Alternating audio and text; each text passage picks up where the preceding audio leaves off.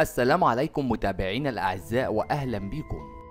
بنشوف مع بعض صباحية الأمير الحسين بن عبد الله الثاني والأميرة رجوة اللي فرحهم كسر الدنيا امبارح في الأردن وفي الوطن العربي، والشعب الأردني كان فرحان وسعيد بزفاف ولي عهد الأردن الأمير الحسين بن عبد الله الثاني والأميرة رجوة.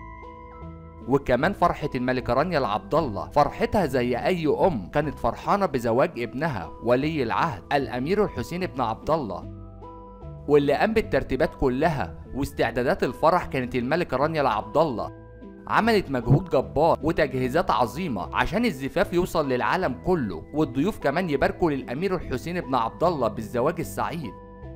والنهارده بتكون الصباحية للعرسان الأمير الحسين بن عبد الله الثاني والأميرة رجوة. يا ريت كل واحد بيشوف الفيديو يقول لهم ألف مليون مبروك الزواج السعيد، وربنا يهنيهم ويسعدهم.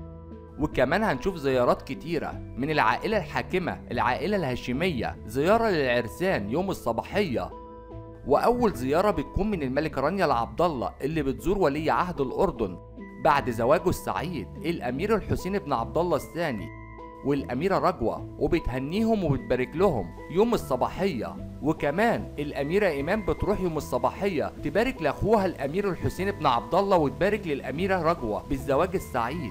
وكمان الملك عبد الله الثاني بيهنيهم على صفحته الرسمية وعلق وقال ألف مبروك ابن الحسين، وربنا يسعدك في حياتك اللي جاية ويرزقك بالذرية الصالحة.